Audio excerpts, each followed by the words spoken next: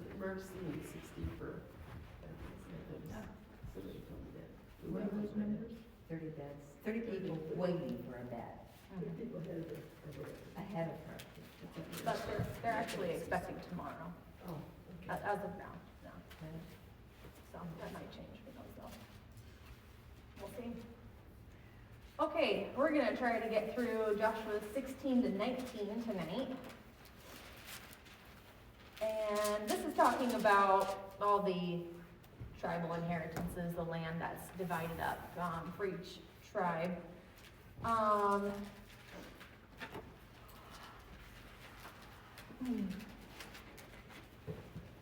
So chapter 16 is about the territory of Ephraim, and now remember, Ephraim and Manasseh are the sons of Joseph. So this is essentially Joseph's tribe out of the 12 sons of Jacob. What we're going to do, actually first, let's do it first. We're going to read Genesis 49 because I wanted to kind of go along with these tribes and their inheritances and see how it connects with Jacob's prophecy when he was on his deathbed and he did the prophecy for each one of his sons. I think we can find some interesting things there. So, Genesis 49 is where we're reading. Let's see.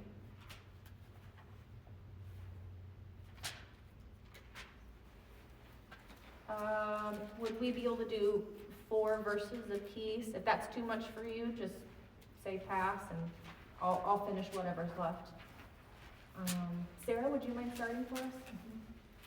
Then Jacob summoned his sons and said, "Assemble yourselves that I may tell you what shall befall you in the days to come. Gather together and hear, O sons of Jacob, and listen to Israel your father. Reuben, you are my firstborn, my might and the beginning of my strength, preeminent in dignity and preeminent in power. Uncontrolled as water, you shall not have preeminence. Because you went up to your father's bed, then you defiled it. He went up to my couch." Simeon and Levi are brothers. Their swords are weapons of violence. Let me not enter their council, let me not join their assembly, for they have killed men in their anger, and hamstrung oxen as they please.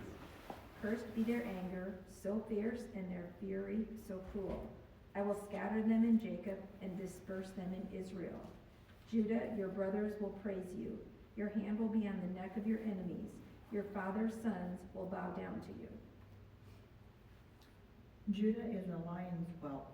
From the prey, my son, thou art gone up. He stooped down, he crouched as a lion, and as a lioness you shall rouse him up. The scepter shall not depart from Judah, nor the ruler's staff from between his feet. Unto Shiloh come, and unto him shall the obedience of the people be, binding his foal unto the vine, and his ass's colt unto the choice vine. He has washed his garments in wine, and his vesture in the blood of grapes. His eyes shall be red with wine, and his teeth white as milk. Zebulun will live by the seashore and will be a harbor for ships, and his territory will be next to Sidon. Issachar is a strong donkey lying down between the saddlebags. He saw that his resting place was good, and that the land was pleasant, so he leaned his shoulder to bear a load and became a forced laborer. Dan will judge his people as one of the tribes of Israel. Dan will be a serpent by the roadside, a viper along the path, that bites the horse's heels, so that its rider tumbles backward. I look for your deliverance, O Lord. Gad will be attacked by a band of raiders, but he will attack them at their heels. Asher's food will be rich. He will provide delicacies for a king. Naphtali is a doe set free. That bears beautiful farms. Joseph is a fruitful vine near a spring, whose branches climb over a wall. With bitterness, archers attacked him. They shot at him with hostility. But his bow remained steady, his strong arms stayed limber, because of the hand of the mighty one of Jacob, because of the shepherd, the rock of Israel. May the God of your father help you. May the Almighty bless you with the blessings of heaven above and the blessings of the watery depths below, and blessings of the breasts and womb. May my fatherly blessings on you surpass the blessings of my ancestors, reaching to the heights of the eternal hills. May these blessings rest on the head of Joseph, who is a prince among his brothers. Benjamin is a ravenous wolf, devouring his enemies in the morning and dividing his plunder in the evening. These are the 12 tribes of Israel, and this is what their father said as he told his sons goodbye. He blessed each one with an appropriate message. And then he charged them and said to them, I am about to be gathered to my people. Bury me with my fathers in the cave that is in the field of Ephron the Hittite, in the cave that is the field of Machpelah, which is before Mamre in the land of Canaan, which Abraham brought along with the field from Ephron the Hittite for a burial site. There they buried Abraham and his wife Sarah. There they buried Isaac and his wife Rebekah. And there I buried Leah. The field and the cave that is in it, purchased from the sons of Heth. When Jacob finished charging his sons, he drew his feet into the bed and breathed his last and was gathered to his people. Okay, so we're going to be remembering these things when we go through these tribes and kind of look at their inheritances and notice some similarities here. Okay, so we've got the inheritance of the tribe of Joseph, Ephraim and Manasseh. Remember, half of Manasseh is on the east side of the Jordan River. That's that pink in the upper right-hand corner there. And then Ephraim and the other half of Manasseh settles on the west side of the river. And so, let me bring this around here. Can everybody see this? Okay? Okay. So here's Manasseh on the east side, and then you've got Manasseh and Ephraim on the west side here. And notice in verse 10 of chapter 16, very last verse, says that they did not drive out the Canaanites who lived in Gezer. So the Canaanites lived in the midst of Ephraim to this day, and they became forced laborers. So we see this failure to drive out all of the inhabitants. And this is going to be typical of all the tribes. You're going to see this with all of them. We saw this back in chapter 15 with the Jebusites. And actually the Canaanites at Gezer, they wouldn't be expelled till the days of Solomon, actually. So it took quite some time. Do you think it's because they didn't, well, maybe various different reasons, because they didn't want to, or because they couldn't? That's just it, and I wondered the same. We don't know the answer. It could be that they were just very difficult, but the fact that it said that they became forced laborers, slaves, that to me says maybe they didn't want to drive them out. They would prefer to make them slaves. They clearly had some form of control over them. And if you have control, you also have a choice to drive them out or to make them your slaves, and they chose to make them slaves. So I think that they just chose that route. Kind of makes them a little guiltier than others who just simply couldn't overtake the enemy, you know. Yeah. Chapter 17, we see the territory of Manasseh, but in verse 3, we've got the daughters of Zelophehad. You guys remember the daughters of Zelophehad way back in Moses' day? I know, it's been a little bit since we've done that. Oh, and I wish I should have found the reference for that. Mine says Numbers. Numbers? Okay, thank you. Numbers 26. Or chapter 26? Mm-hmm. 33. Yes. To be specific. Well, I looked it up today. Yes.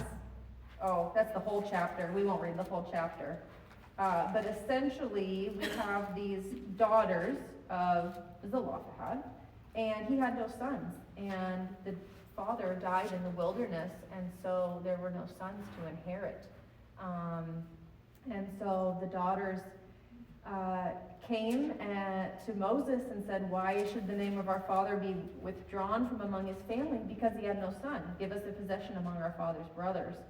And so it says that Moses brought the case before the Lord, and the Lord spoke to Moses saying, yeah, the daughters are right in their statement. You should give them hereditary possession and transfer the inheritance of their father to them. And so then that transfers over to promised land as well, not just other items like animals or whatever else. It's also the land. And so now we see that they have possession in the land. So verse 3, it restates that Zelophehad had no sons and named the daughters. And then verse 4 says, they came near before Eleazar the priest and before Joshua the son of Nun and before the leaders, saying, the Lord commanded Moses to give us an inheritance among our brothers. So according to the command of the Lord, he gave them an inheritance among their father's brothers. And then it tells what the portion is, what the land is. I think that that's recorded for us, not just because it's unusual for women to receive inheritance. Clearly, it was more important for the land to remain in the ancestral families versus, follow the custom that only males should inherit land. So we see that the daughters of Zelophehad inherit their father's land. But these verses record this because it shows that God keeps his promises, and it shows Joshua keeping the promises made by God through Moses to these people. And so we see this being fulfilled, I guess. Okay, then back to Ephraim and Manasseh. They're large tribes. Their combined number was greater than any other single tribe. And they complained, which I think is hilarious. They complained to Joshua that they didn't have adequate land. They literally have like most of like everybody. It's kind of hilarious. Yeah, they really had very little reason to complain. But they insist they didn't have enough room. But here's the thing that they're not talking about, is that they failed to drive out the Canaanite inhabitants in their land. So yeah, of course you don't have enough room because you're letting the previous tenants stay. You got to drive out the previous tenants first. Yeah, you got all these Canaanites taking up real estate. So question, where are the previous tenants supposed to go? Out. I mean, they can't go to any of them that are inhabited, right? Just because it's not on this map doesn't mean there's not a place for them to go. I don't know. I'm just wondering, Yeah. like, whose territory are the other territories where they could go, or? Just out. I don't actually know. I mean, okay, here's the three options for the Canaanites. Here's the thing you have to remember. They are not owners of this land. They're actually usurpers of this land. The land doesn't belong to them. The land belongs to God, who's giving it to Israel. So now they are trespassing, essentially. They have three choices. They can either join Israel and their God, they could leave, or they can die. Because remember, there's also this war of righteous judgment against these people for the wickedness that have gone on for generations and generations and generations. I mean, remember the child sacrifices. There's fertility cults and so many awful, awful practices that are happening. Here's a good question for you. How come God chose Israel and not any of the nations that are already in Canaan?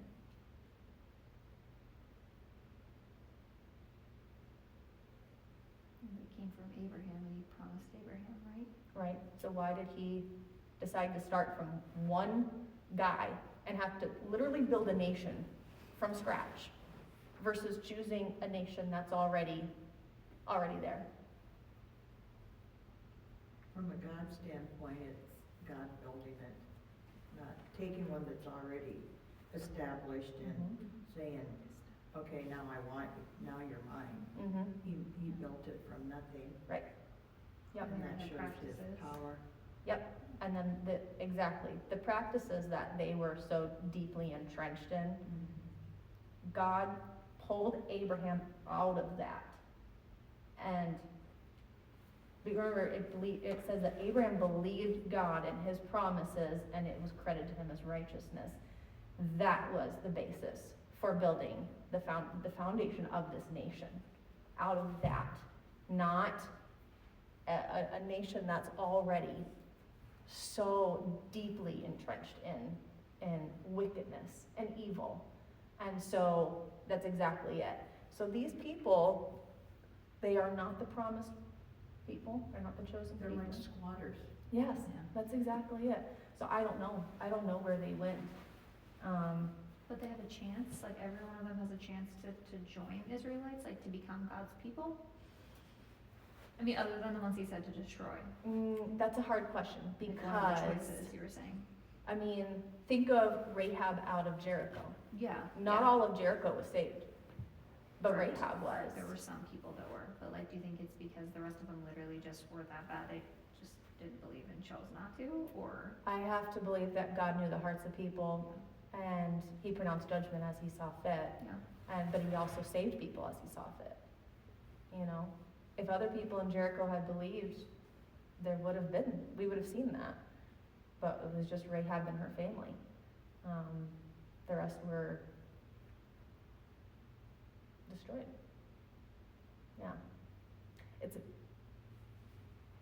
Yeah. It's a weird thing, but, I think it's hard for us to conceive that there would be no one else, right, but then you look at Yeah. Noah and you're like, Yeah. okay, right? Yeah. the entire world except for Noah and his family? Mhm. That's I mean, true. it's hard for us to conceive that, Right. but Like, no one it had listened to happened, you? yeah, it had happened before, I mean, Yeah. it had happened, so. Yeah. Well, and remember, we got the giants in the land. Remember who the giants are? They're the Nephilim. They're the fallen angels. It's like the product of fallen angels having intercourse with women, I guess. I guess that's kind of what it is, which is a weird concept, but that's what that is. So clearly not great. Yeah.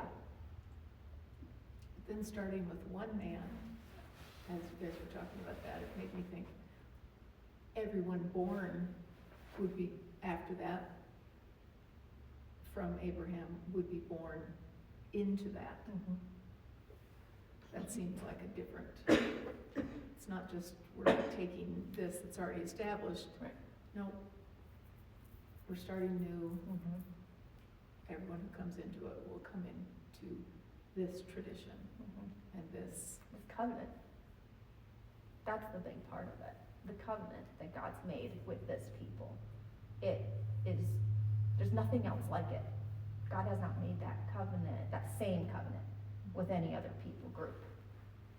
He's made a covenant with believers in a different way, but it's not the same as that. They're set apart from all other nations. And just think how difficult they end up being. Can you imagine? I know. I mean, these are God's chosen people. Yep. If Yep. he started from scratch, I know. that would have been. Well, how many times did he say, "All right, Moses, I'm done," and Moses was like, "Whoa, To don't do it, turn don't do around it." an entire land mass of already very, very, very wicked people. Yeah. I mean, he Mhm. started with one and it still went.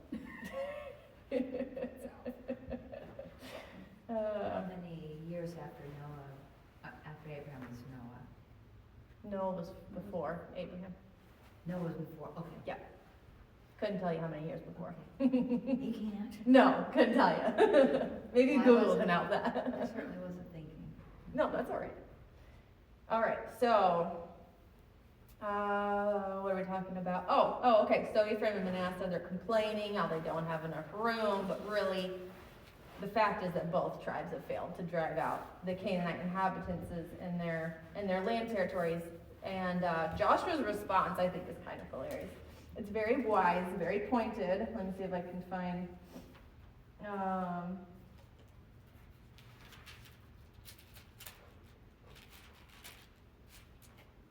Okay, here we go. In verse 15, Joshua said to them, "If you are a numerous people, go up to the forest and clear a place for yourself there in the land of the Perizzites and of the Rephaim, since the hill country of Ephraim is too narrow for you." He tells them twice. Told them twice. Mm-hmm. They didn't wanna do the work. That's I'm exactly assuming. right, He Marilee. tells them kind of, Yeah, he tells them twice. you're a large people. You're a great people. You do the work. You got it. You got it in you. Come on, get to work. You know, if you're such a great people, go and take the land for yourself. That's just it. They didn't want to do the work. They didn't want to do the work. A little more truth comes out in verse 16. The sons of Joseph said, What chapter are you in? "Oh, I'm sorry. I'm in chapter 17." Oh. Verse 16, the sons of Joseph said, "The hill country is not enough for us, and all the Canaanites who live in the valley land have chariots of iron." There's a little more truth there. They're afraid because they're more advanced in, military things. Yeah, the men of Manasseh and Ephraim, they wanted an easy land, and instead they had work to do. Then Joshua, he again gives them a very simple reply. "The work will be difficult, but you are a great people with great power. God's with you, just as he has been with all of Israel up to this point." And so he gives you the victory now, just as he has done in the past. And It seems there that the Canaanites were not slaves then, because they specifically say, but the Canaanites have the chariots of iron. so there's different Canaanites. So with Ephraim's territory, it sounds like they made the Canaanites, they put them to forced labor. But then it sounds like in some of Manasseh's territory, that there was Canaanites that were more militarily advanced, and so they were afraid.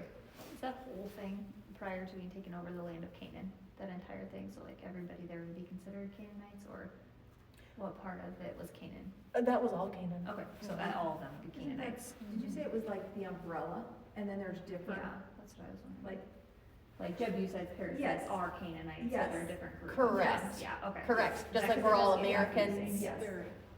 yes. We're all Americans, but we come from the state of Yeah. Iowa, Mhm. specifically the city Yeah. of Perry, that kind of thing, yeah. And then there's regions as well. I don't know exactly how it went as far as like authority or kings or whatever, what was their territories, if they had large territories or if they had small territories, I don't know exactly. I don't know, but yeah. I feel like I'd like to see an org chart that placed all of these somehow, and then a corresponding map with how it all came down. How well came down. The placement of who and what, and before and after. and- Yeah. The before and after is tricky because you have to look for a lot of different outside sources for, like your archaeological sources for, what was this town and, who were the people that were there, things like that. If the people didn't have record of something, you're looking for archaeological evidence, we have what's been recorded for us along with archaeological evidence. So we can pinpoint some things. I've noticed on this map that there are some spots where there's a question mark. Huh. And let's see if I can find one. I'm looking. Did Denise put a question mark there? Oh, I see by Where up is top, like by Zebulun's. Oh yeah, Kadesh, yes. There's one, Ramah, Kabul. Those are all question marks. I thought that was kind of funny. Yeah. You don't see that on maps very often. Maybe, No, maybe right. it's this. Yeah, so. All right, chapter 18, verses 1 to 3 tells us a few things. Let's read that. Then the whole congregation of the sons of Israel assembled themselves at Shiloh and set up the tent of meeting there, and the land was subdued before them. There remained among the sons of Israel 7 tribes who had not divided their inheritance. So Joshua said to the sons of Israel, "How long will you put off entering to take possession of the land which the Lord, the God of your fathers, has given you?" So we see a few things there. We see that the Israelites set up the tabernacle at Shiloh, which is in the tribe of Ephraim, actually. You can see right under the A, there's Shiloh.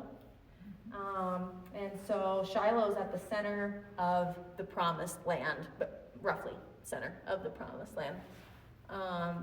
And that makes it a convenient location for all people, because everybody's spread out now.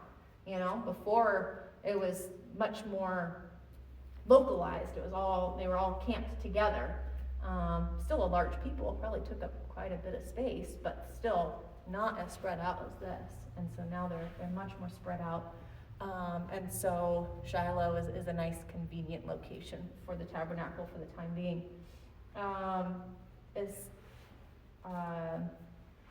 Key location reminded them that it's the Lord who gives them their blessing, their prosperity. Obedience is key. Remember, there's chapters regarding the blessings and the curses that Moses laid out. And so Genesis 49, the prophecy for Joseph, it talks about how he is a fruitful bough by a well, and how Joseph, he's in clear and constant fellowship with God. That was kind of what we see from the life of Joseph. He is abiding in the vine. And now we see that God's sanctuary, the tabernacle where God's presence is, it's right in Joseph's tribal territory. So that's pretty cool. The other thing that we see from these first 3 verses is that there are 7 remaining tribes still without inheritance territories. After Ephraim and Manasseh, it seems that there's some slackness in continuing the work for settlement. And so we see Joshua's rebuke. He says, "How long will you neglect to go up and possess the land?" So he's rebuking them for not being willing to do the work. He's saying, you got work to do. Get going. God's giving you the land. Go up and possess it. We don't know why the tribes are being like this, but it's very clear to us that you must first be willing to go and to do and to obey before the territory boundaries are drawn for you. Because it wasn't Joshua saying, "Okay, here's your territory boundaries, go." He didn't draw those territory boundaries for them until they were willing to do the work. So I think that that's interesting. I had a note here, kind of reminds me of what Derek just preached on it last Sunday in Ephesians 2, where it says, "For we are his workmanship, created in Christ Jesus for good works, which God prepared beforehand so that we should walk in them." And so the Israelites, they had to do their share as partners with God to have dominion over the land and to rule it. And God had a purpose for them. He said, "Look, I have work for you to do. Will you do this?" And they had to be willing to do that. And likewise, God has a purpose for each of us. We must do the work of walking in his purposes. So I thought that was kind of cool. Verses 4 to 10, Joshua told the remaining tribes to appoint 3 men from each tribe to go and survey the land and then divide it into 7 portions, recording descriptions of each portion. And after that, Joshua would use those descriptions when he would cast lots and assign each remaining tribe its land. The people obeyed. They did just that, and the remaining land was distributed. Again, we see that Israel must do the work of surveying the land, but ultimately it's God who portions it out according to his plan. And then verses 11 to 28 is the territory of the tribe of Benjamin. the prophecy in Genesis 49 talks about how Benjamin is a ravenous wolf. And so Jacob predicted that his youngest son would be a warrior. And that's exactly what his tribe is known for. It's known for its warlike personality and its fierceness.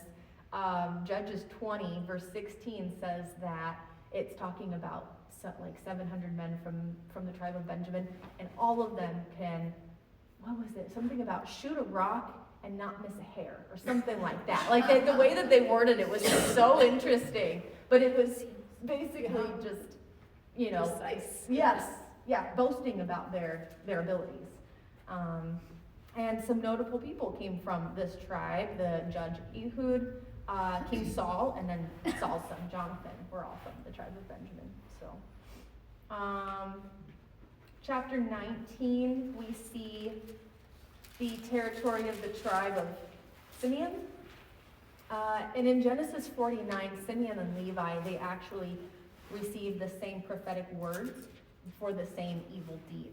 If you guys remember, in their anger, they killed all of the men of Shechem in retaliation for the rape of their sister Dinah.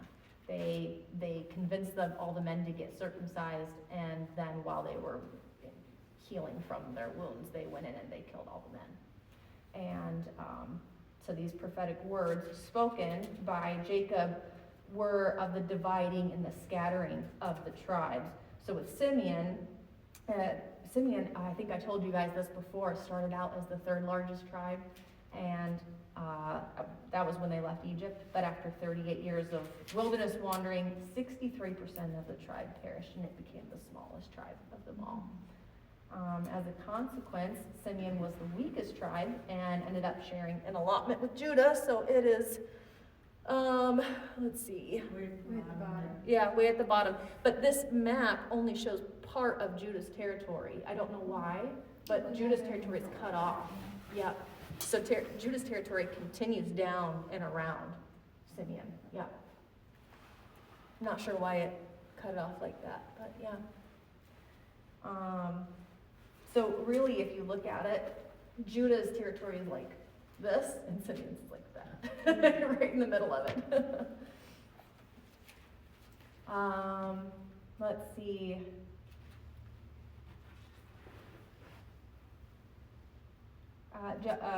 In chapter 19, verse 9, it says the inheritance of the sons of Simeon was taken from the portion of the sons of Judah, for the share of the sons of Judah was too large for them. So the sons of Simeon received an inheritance in the midst of Judah's inheritance. So that explains why they're literally right in the middle, because I thought that was so strange. Why would you draw the lines inside someone else's lines? Like, that didn't make any sense to me, but that is why. So they have to pass through someone's property all the time. Simeon's tribe would have to, they're surrounded, you're saying? Oh, yes, yeah. I wonder what that did for the dynamics of their relationship. I don't know, it's a good question. Easements. Yeah. Beginning of easements. Yeah. The prophecy of dividing and scattering also held true for Levi because of, if you remember, the faithfulness of this tribe during the rebellion of the golden calf, way back at the golden calf. The tribe of Levi was faithful, and they obeyed the call to take up their swords and to kill all those who were doing evil, I guess. So they were kind of spared a little bit. They became the priestly tribe, and then they're scattered as a blessing for the entire nation. So we're going to get to it in the next chapters, but there's priestly cities that are scattered all throughout the land for all of the Levites. I guess I shouldn't call them priestly cities. They're Levite cities. Because remember, all priests are Levites, but not all Levites are priests. So Levite cities are scattered throughout, but it's as a blessing to the nation, not as a punishment in any way. And remember, they're not given a land territory like the rest of the tribes. They don't have a full enclosed area that says Levi on it. They're just kind of scattered throughout. So Verses 10 to 16 talks about the territory of the tribe of Zebulun. I actually knew a Zebulun in high school. I thought it was such a cool name. I had a crush on him. We did not date. According to the prophecy, this tribe would be a haven for ships, and its border would be at Sidon. So let's look at the territory here. Here is Zebulun. I don't see a Sidon, but I know it's up there actually. Oh, Sidon's up here. So the yellow, this continues, so past Asher and up here. So here's Sidon, and there's sea on this side, and they also have the Sea of Galilee there. So both parts come true for Zebulun. It also includes, no it doesn't.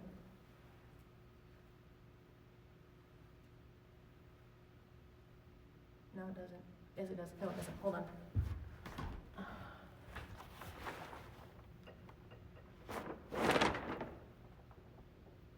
Maybe. Maybe. My commentary said it includes Nazareth. Here's Nazareth. Mount Tabor. Oh, yeah, Mount Tabor. So here's Zebulun. So yeah, it does. It's just not on this map. But Zebulun's like, or not Zebulun, Nazareth is like right here. So. Nobody was getting the answer to that question, Marcia. Marcia held a really fun, like, Christmas story Bible trivia for the Sunday school. And what was the question? Nobody could answer it. Where did Joseph come from? Was that it? Yeah. Where did Joseph originate? Joseph originally come from. Yeah, nobody could answer it. It was Nazareth. All right. That was fun though. I liked that. Yeah, I enjoyed it. Well, it was a one-room schoolhouse. Yeah. Ages, let's see, ages 7 to, I don't know, how old is Andy? How old Andy is, yeah. All right, let's see, verses 17 to 23, the territory of the tribe of Issachar. The prophecy speaks of this tribe as a strong donkey. It's the third largest in size, and positioned between sheepfolds, and their territory included important agricultural land. Issachar is the green right above Manasseh and right below Zebulun.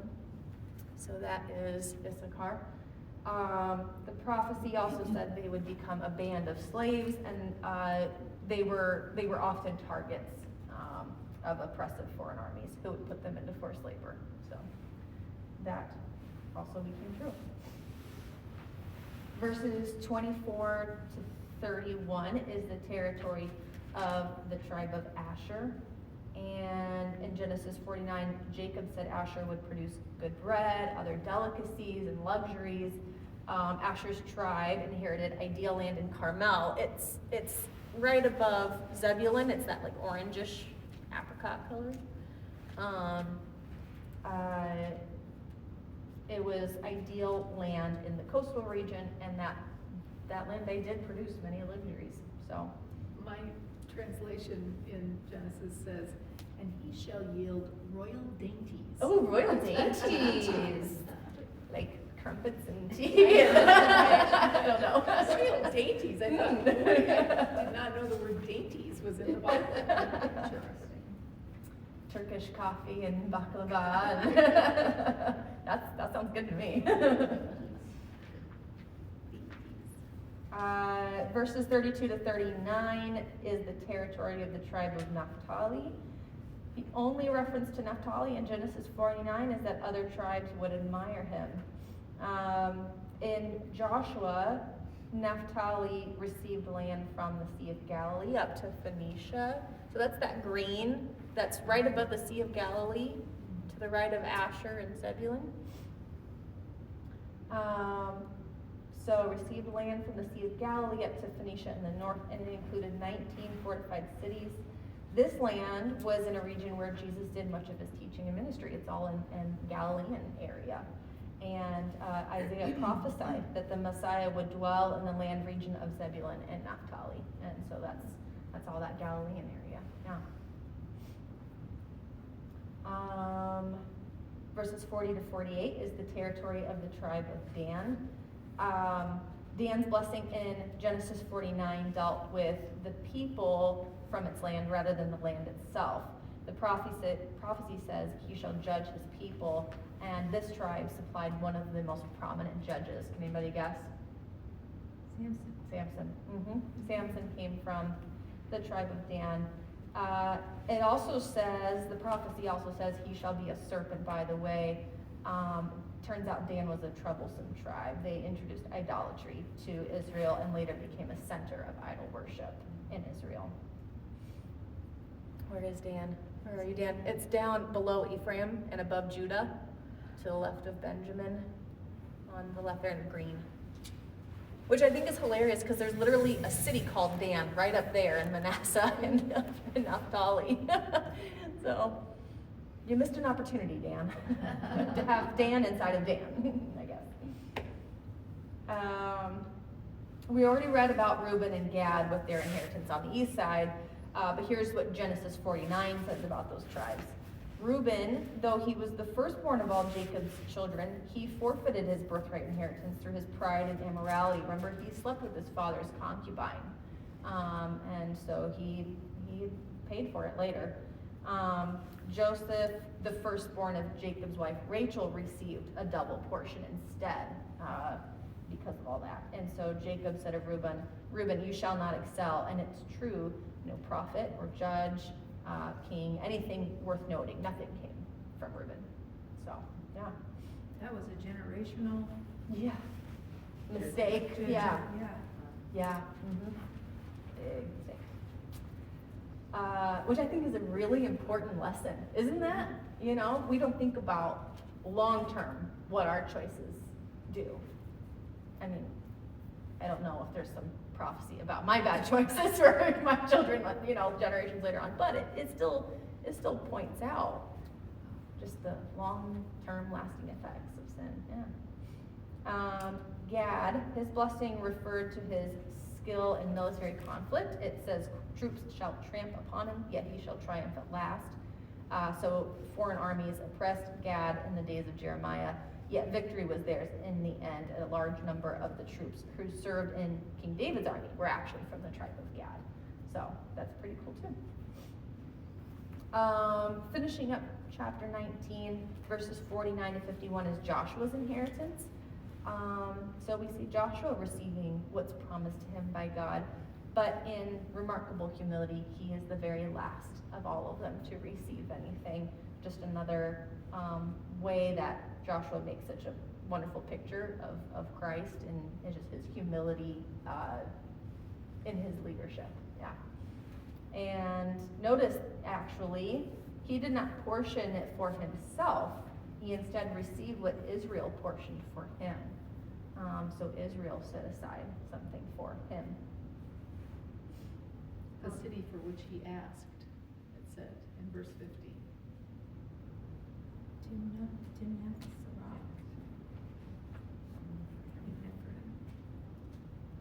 But it still was not, he did not portion it for himself. He had asked for it, and I mean, that's, I guess, fair, but they still gave it to him out of, because he doesn't have his own, what is he is the tribe of? He's the tribe of, can I find that on the map? I can't remember what tribe he's from. He's in Dan? Yes, thank you. Timnath-Serah, right? Yes. Good eyes, Wanda. No kidding, that's what I was. Dan. That's Well, that's what I true. thought you were saying, yeah. So, yeah, you're right. He did ask for it, but they still gave it, you know, yeah. So he just has a town, It's town. not even space. But But, he's okay with it. but you see that, That's all he's asking that's for. it. Yeah. And it says he built the city and he settled in it. I mean, he wasn't afraid of the work, was he? So we see the dividing work coming to an end here. The territory has all been allotted to each tribe, but now, I mean, the work's not done. Now it's the tribe's duty to fight and possess what God gave to them and to maintain control and dominion.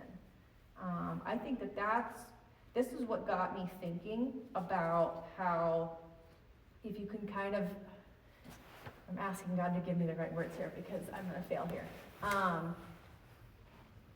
If you can kind of see the analogy here, it's kind of like the believer who is working to drive out sin from their life. If you think about the believer's soul as the promised land, as the land, and you've got these Canaanite inhabitants.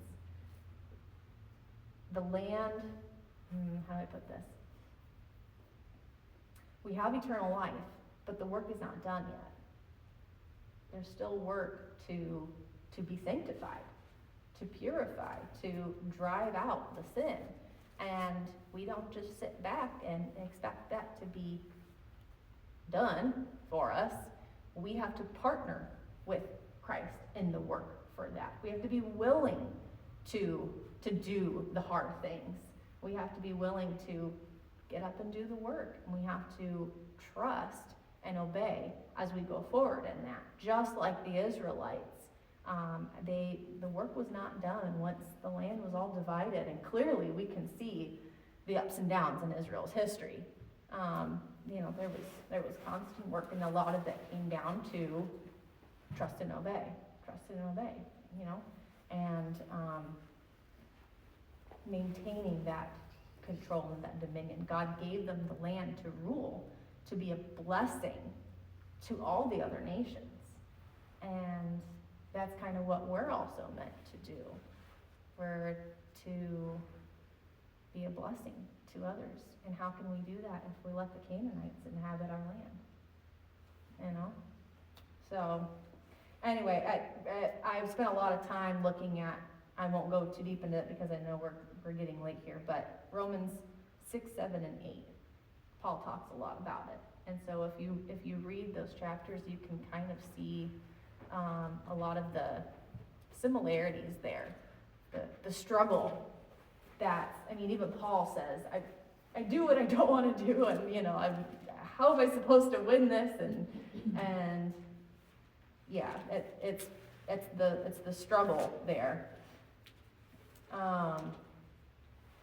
Yeah, I'll let you guys read Romans 6, 7, and 8, and tell me next week what you guys think about that. Like give a book report for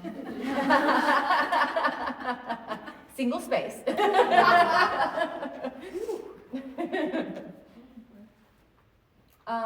Okay, and then to close, here's my plan.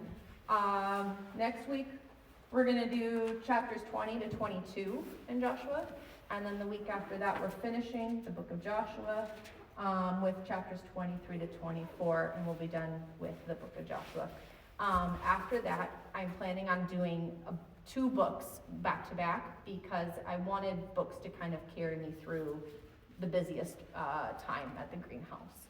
That way, I'm not giving any crummy lessons here because I run out of time. The first book we're going to do is The Hungry Inherit by Zane Hodges. I'm sure you guys have heard the name Zane Hodges a few times from Charles. It's one of my favorite books. It's one of Derek's favorite books. The Hungry Inherit, we are getting copies for everyone here at the church, but I'm also recording myself reading it aloud for those who struggle with reading, or it's just helpful to anybody, so I'm doing that as well. You get to put up with me reading it, but it's there as an option. And then the next book we're going to do after that, that's 10 chapters in that book. The next book after that is called In Pursuit of Fruit by Lucas Kitchen. I'm really enjoying it. I'm almost done with it. I'm really, really enjoying it, and I think it's going to be a really good one to follow, The Hungry Inherit. Is it a cookbook? It is not. I mean, The Pursuit of Fruit by somebody named Kitchen. It's more of a gardening book, actually. It's very different. It jumps back and forth between, it has this long-running illustration, like a fictional story, but it's an illustration. So you've got a chapter where you have a section of your illustration, and then the next chapter, they're very short chapters, really short chapters. The next chapter is a lesson that dealt with, that part of the illustration. Then the story continues, and the next chapter, and then after that it's a lesson, and then it just kind of goes back and forth, and you can see this grand illustration being pieced together, and the bigger lesson being just kind of carried on. It's really cool. Really short chapters, there's like 50-something chapters because they're really short. So I thought maybe we could do like each day, 7 chapters, or if you don't want to do 7 because of Sundays, you could do 6, whatever. I'll figure out how I'm gonna portion it, but super short, easy readings every day. Portions. It sounds like a cookbook. Bring your apron. Fine, Sarah, we can bring a fruit salad, okay? What was the first book's name? In The Hungry Inherit. The Hungry Inherit? Yes, The I see a Hungry. theme going. I think Sarah needs to go home and eat. I know Charles has that, Uh-huh. because I just mailed it to Marshall. No way. Charles. I'm like, That's great. what? Charles gave these books, he said, can you mail those to Marshall? I'm like, okay, yeah. That's funny, when That's Marshall was amazing. here for Christmas, I heard him talking with Charles about free grace stuff. And so it must be some of the stuff that he's sent over to him. I love it. It's one of my favorite books, so. Anyways, any questions about tonight? Any questions for the future? I just got a text, they're moving Deb tonight. Okay, tonight. wow, okay, good. Very good. So what's for next week? Next week, we're doing chapters 20 to 22. Okay.